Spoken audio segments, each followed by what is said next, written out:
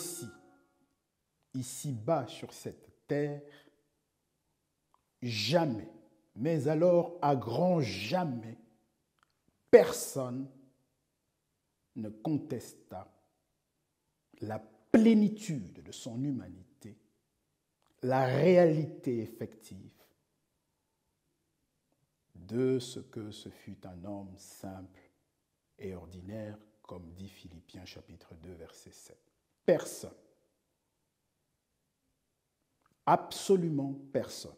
Vous prendrez les Écritures à 360 degrés.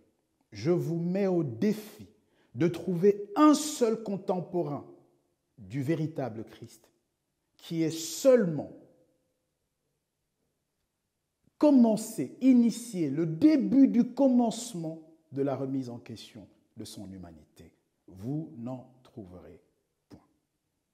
Qu'il s'agisse de ses partisans, de ses disciples, de sa famille, ses parents, ses puînés, c'est-à-dire ses frères et sœurs, qu'il s'agisse au contraire des apôtres, même des foules, des Juifs, des gens du pays, des Nazaréens, même de ses détracteurs les plus fervents, les plus zélés, les pharisiens, jamais n'ont remis en question l'humanité totale du véritable Christ.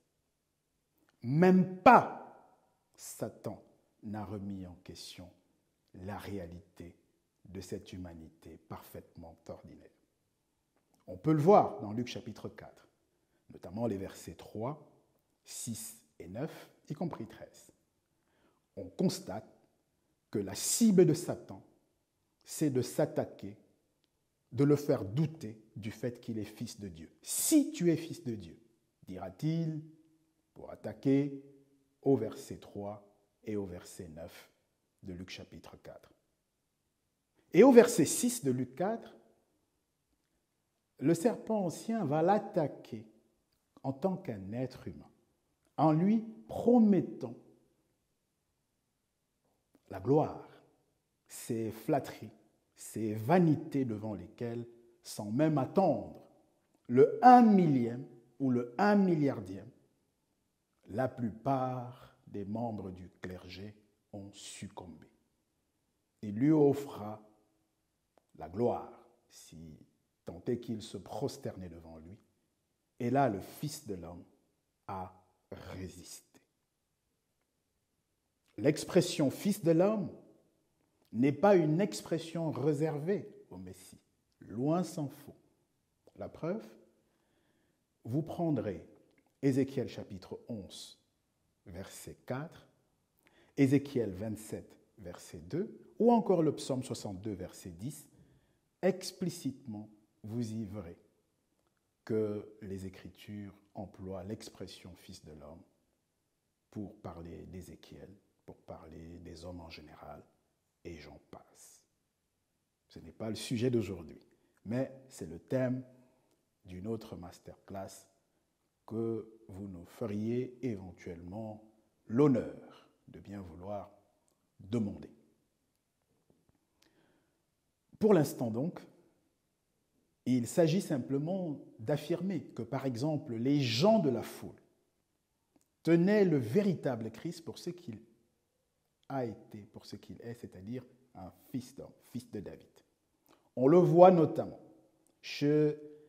dans Jean chapitre 7, du verset 40 au verset 42, on voit que les gens de la foule le tiennent pour le fils de David et constatent, parce qu'il y avait une culture des Écritures, il y avait une culture des livres des prophètes et des pères, ils se souviennent que cela correspond bien au fait qu'il devait naître à Bethléem, etc. Jean chapitre 7, versets 40 à 42. Dans Matthieu chapitre 13, versets 55 à 57, nous avons les gens de Nazareth, c'est-à-dire les gens de sa ville. Quel est leur problème? Ils n'ont pas de problème avec l'humanité du Messie. C'est même exactement l'inverse. Leur problème, c'est, alors, mais dis donc, mais qu'est-ce qui se passe? N'est-ce pas le charpentier? Ce mec n'est pas le charpentier. N'est-ce pas le fils du charpentier? Ne connaissons-nous pas sa mère, ses parents, ses frères, ses sœurs ne sont-ils pas avec nous? Mais d'où lui sort cette sagesse alors? Puisque nous l'avons vu naître, il a grandi avec nos enfants, il a joué avec eux, nous avons voyagé avec eux à Jérusalem. On l'a vu, ce gamin, on l'a vu. Mais d'où lui sort cette sagesse à cet homme? Voilà quelle était la pierre d'achoppement des gens de Nazareth. Et encore des Juifs, souvenez-vous, dans Jean chapitre 6, verset 51, ils murmurent. Ils ne murmurent pas au sujet des traits caractéristiques et de la réalité de son humanité qu'ils côtoyaient, qu'ils constataient, qu'ils touchaient, comme dit Luc chapitre 24, verset 39. Voyez mes mains, touchez-les, mes pieds. Un esprit n'a pas de chair, comme j'ai. Et le problème, c'était plutôt, en fait, précisément le fait qu'il était un être humain. Ils ont murmuré parce qu'il a dit qu'il était le pain de vie. Jean 6, 51. Mais attends, on le connaît, attends, ne nous prends pas la tête. On est au quartier tout le temps, que tu sois brillant ou même brillantissime, d'accord. Mais enfin, tu nous dis que tu es le pain de vie et tu nous dis même que ta chair, il faut la manger. Qu'est-ce que c'est que cette histoire? Faisant en cela écho, bien entendu, à Hébreux chapitre 10, verset 10, où il est écrit qu'il a offert son corps, sa chair, pour la rédemption de nos péchés. Voilà quel était le scandale pour eux. Même les pharisiens, détracteurs constants, foncièrement de mauvaise foi devant l'Éternel, qui n'avaient jamais loupé une occasion de le critiquer ou de vouloir le précipiter dans le vide, les pharisiens n'ont jamais remis en question l'humanité du véritable Christ. Et il n'y a que le christianisme qui l'a fait. Et il l'a fait après la résurrection. Donc, Satan ne l'a pas remise en question, et comme mauvais joueur, comme mauvais perdant, il n'a commencé à le faire qu'après la résurrection et l'ascension. Nous pouvons, à loisir, citer plein d'autres textes pour montrer que finalement, pour les Juifs, allez, il y en a un petit dernier qui est croustillant, c'est Jean chapitre 10, verset 30. Qu'est-ce qu'ils disent les religieux, le clergé de l'époque? Jean chapitre 10, verset 33, autant pour moi. Nous ne te lapidons pas pour une bonne œuvre ou pour quoi que ce soit que tu aies fait, de bien ou de mal d'ailleurs.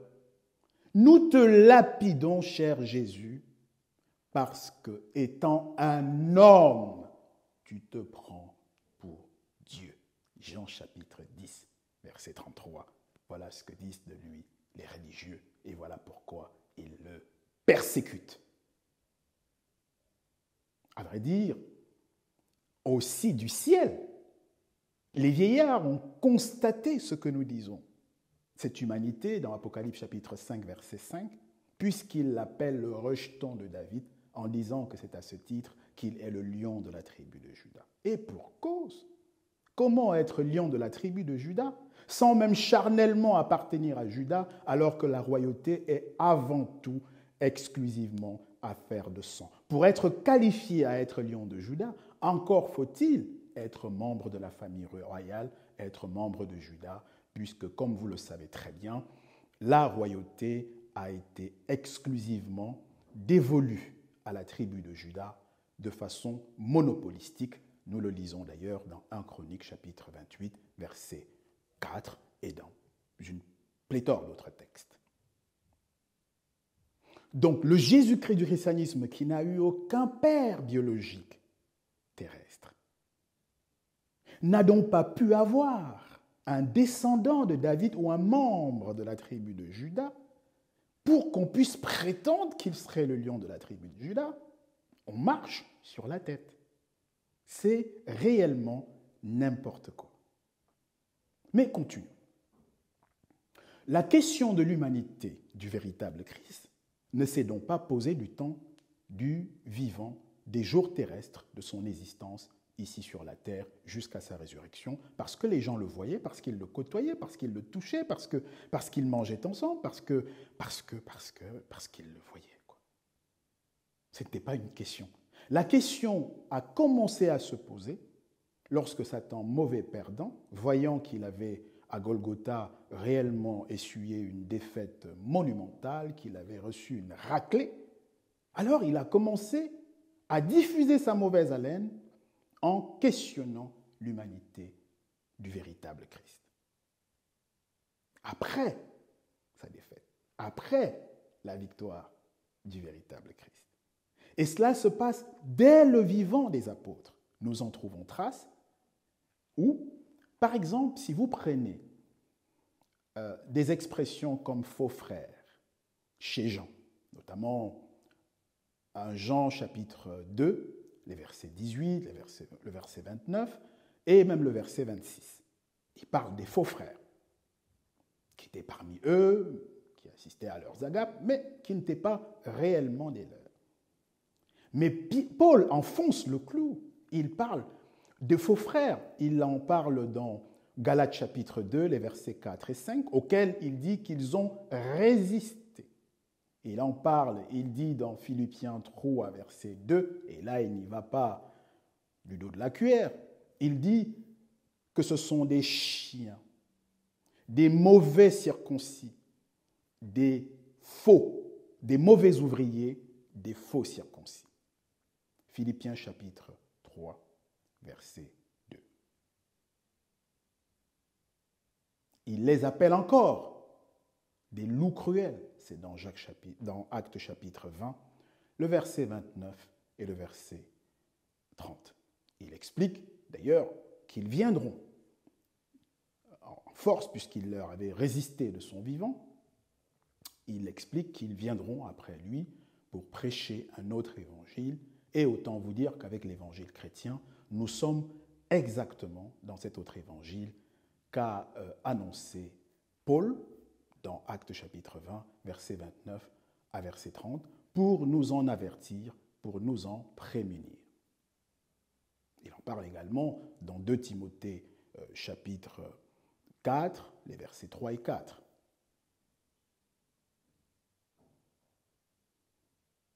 Jude, pour sa part, en parle dans Jude 1, 4. Il dit que ce sont des impies, ces hommes, qui ont mené en dissolution la grâce de notre Dieu et qui ont régné notre seul Maître et Seigneur Jésus-Christ. Je rappelle que Jude n'est pas n'importe qui, c'est le petit frère du véritable Christ, c'est son disciple et c'est aussi son apôtre, après la résurrection. C'est d'ailleurs dans ce cadre qu'il a écrit le verset dont nous venons de parler. Mais les apôtres de leur vivant ont tranché cette affaire. Ils ont réussi en fait à résister, comme dit Galates chapitre 2, verset 5. On en a la preuve, hein, ils ont tranché le sujet. Ils l'ont tranché, on le voit notamment dans Actes chapitre 13, verset 23, où Paul dit expressement que Dieu a suscité dans la maison de David un sauveur à Israël, à Jacob. On le voit dans Actes 2, verset 30, on le voit également dans Hébreux 7, verset 14, on le voit en réalité dans une foule de textes que nous pourrions, il dit notamment dans Romains chapitre 9, verset 5, que Jésus-Christ est issu des patriarches. Un clin d'œil, effectivement, à David, à Judas, à Abraham. Il dit qu'ils viennent de là.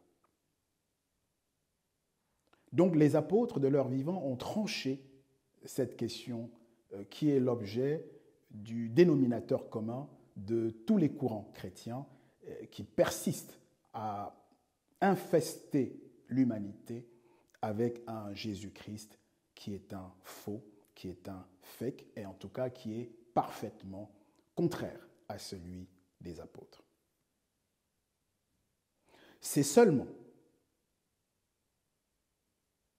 au concile de Nicée et de Chalcédoine, respectivement en 325 et en 451, sous l'impulsion, la coordination et la validation politique des empereurs Constantin et Marcien, que les dogmes, puisque c'est ainsi qu'ils l'ont expressément appelé, preuve qu'ils assument et étaient bien conscients de ce qu'ils faisaient, que les dogmes de la Trinité, de la naissance virginale et de l'adoption comme mode d'accession à la royauté au trône de David, c'est seulement à ces conciles-là que ces trois dogmes ont été définitivement officialisés. Autant dire, des lustres après la mort des apôtres, y compris du dernier d'entre eux, l'apôtre Jean, qui est parti plutôt à la fin du 1er siècle, autour de l'an 105, à peu près, aux environs.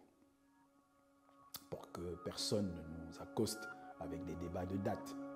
Qu'un intérêt. Nous indiquons une fourchette approximative.